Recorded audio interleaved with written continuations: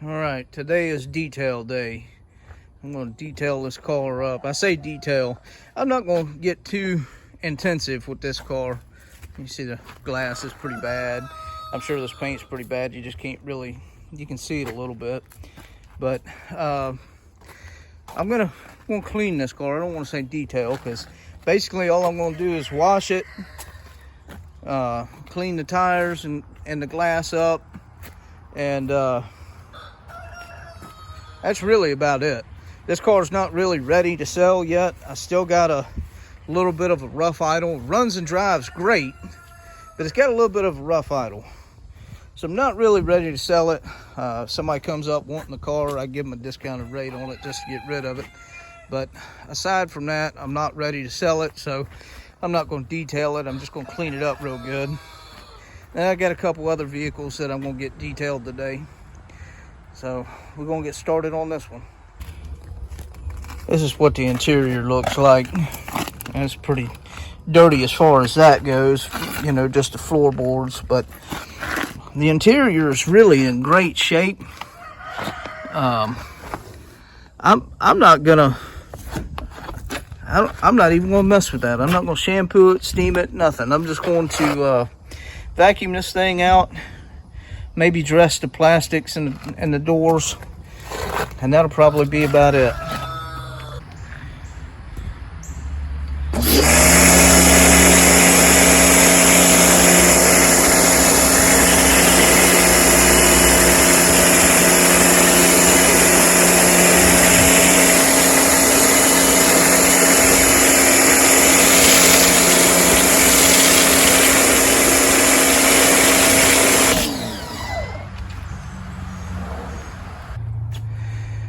All right, here she is all washed up.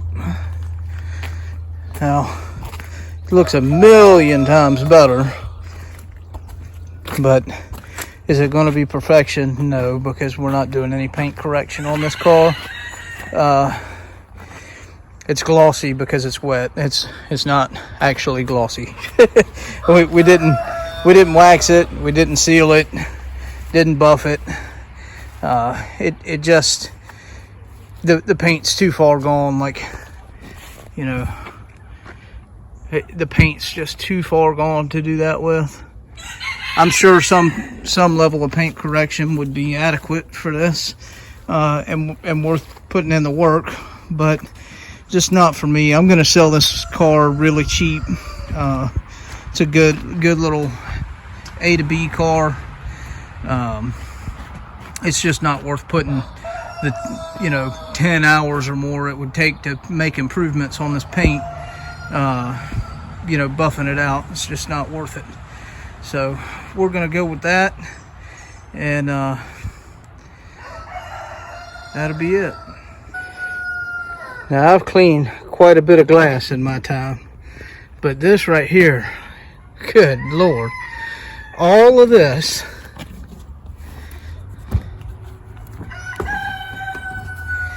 both sides of this rag, all of that come off of this one window, and I'm still not done with it. It's much better, but you can, well, I don't know if you can see that in the video, but they're still not quite done. It was worse than this, which you can see that. It looks like that's coming out good on camera. But that's the worst window I ever cleaned in my life. And I still got all the rest of them to go.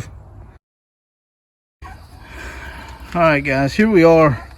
Probably a good 8 minutes or so cleaning this one glass inside and out, and I think I pretty much got it now, but just wanted to kind of show you this and that, and then I wanted to say something about a lot of people in the detailing world and car flipping world, or just people that are trying to clean their car. Sometimes you got to remind yourself, I'm not trying to achieve perfection, because You know, like I said, I'm not even really ready to sell this car yet.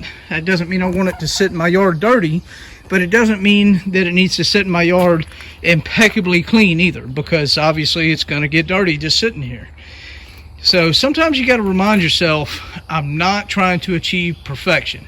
Let's get it good enough for now. Or if you're in the detailing world and a customer has bought you their car and they're paying you for a quick detail, or you know, something that's not an entire package, they're not paying you, you know, to really detail their glass or really detail their tires or really detail this or that, then, you know, if you hit the glass for them as a favor, that's great. But do you want to spend 10 minutes per window trying to achieve perfection when you weren't paid to do the glass? I mean, sometimes you got to take a step back and see all this. I mean, that window right there, that's going to take me quite a while. So you just got to remind yourself sometimes, am I trying to achieve perfection? And if you are, great, let's do it. You know, let's get it perfectly clean. But if not, somewhere in between these two, perfectly acceptable. Alright, I wanted to show you all a trick. When you've got windows this bad, now I'm not saying I would do this on some new expensive car, but on something like this, I will absolutely do it, is I will take a razor blade. Now, you want to use a brand spanking new, fresh razor blade, like this, and lubricate the surface, even with water, soapy water, window cleaner, whatever the case may be. And then you can take this and run it at a 45-degree angle. Now, don't do it inside on a back window or something that has this defroster in it. You don't want to run a razor blade across that. But outside here, where this is, you know, where it's just really bad, this is a good trick. And also, like on stuff like this, that's how I get this stuff off, is with a razor blade. Now, some of the detail guys out there might say, oh my God, you know, you can't do that. It's not going to hurt the glass. The glass already has, you know, kind of like micro scratches in it. Yes, you might put some more micro scratches in it, possibly, I guess, but it's nothing you're going to see with the naked eye.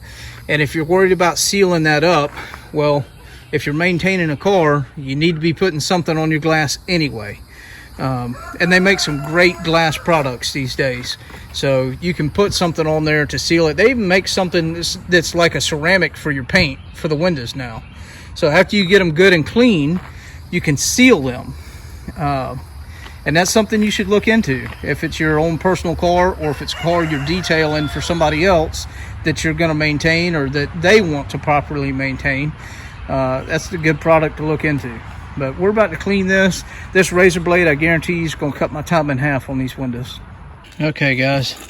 I just wanted to clarify a little bit on this process of cleaning the glass. Look, I'm just going to show you in a little area right here. As with anything with detailing, take your time with this, because look, when you're going up and down, you see that? That's rubber right there.